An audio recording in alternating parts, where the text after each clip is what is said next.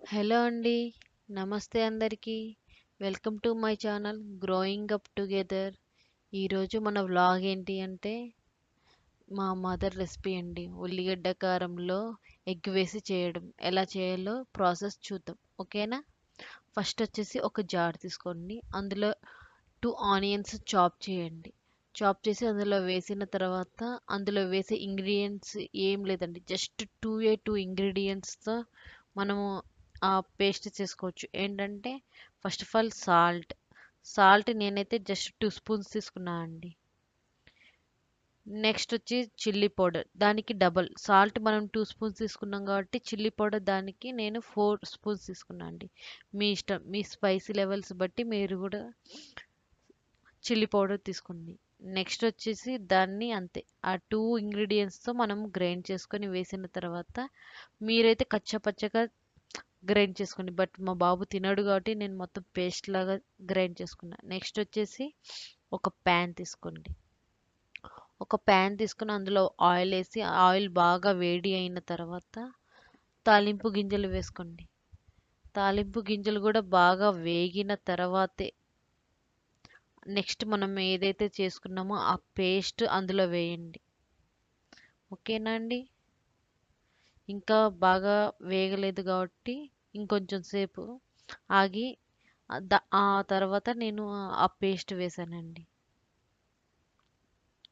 ఆ పేస్ట్ కూడా బాగా అంటే ఆయిల్ పైకి వచ్చేలాగా అక్కడే ఉండి కలుపుతూ ఉండడం, కొంచెంసేపు అలా పెట్టడము, అలా సిమ్లో పెట్టి చేయాలండి. దీన్నైతే మాడిపోతుంది, అంటుకుపోతుంది కింద.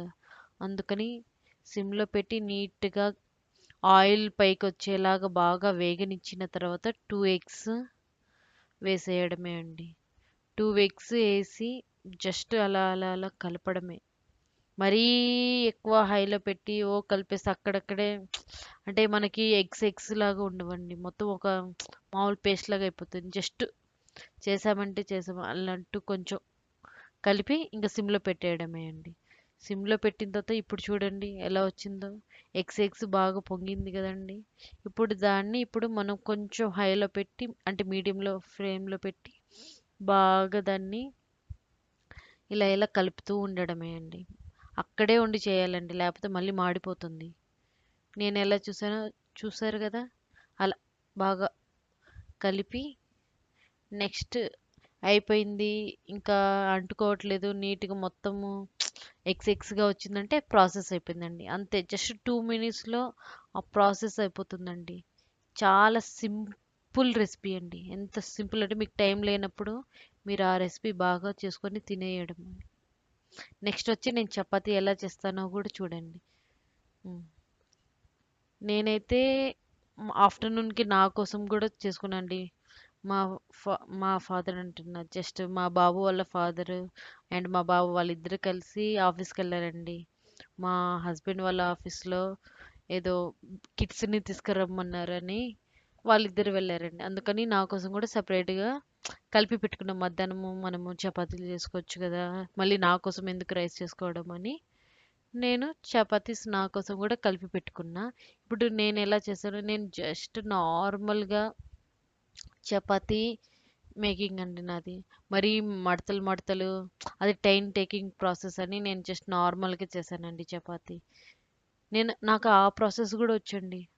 అంటే మడత చపాతీ అంటారు కదా, బట్ నాకు టైం సరిపోదని ఎర్లీ మార్నింగ్ నేను ఇలా సింపుల్గా నార్మల్గా చపాతీ చేశానండి. దాంట్లో ఈ ఎగ్ ఫ్రై కాంబినేషన్ సూపర్ అండి. మేము చిన్నప్పుడు ఉన్నప్పుడు మా మదర్ చాలా వరకు దుంప కర్రీ అంటే ఇంట్లో దుంపలు లేకపోతే ఈ ప్రాసెస్ ఇది చేసిద్దండి. కాకపోతే మా మదర్ది ఇంకా స్పైసీ బాగా ఉండిద్ది, కానీ బాబు తినాడు కాబట్టి అదండి. నెక్స్ట్ వచ్చి నా క్లీనింగ్ ప్రాసెస్ అండి.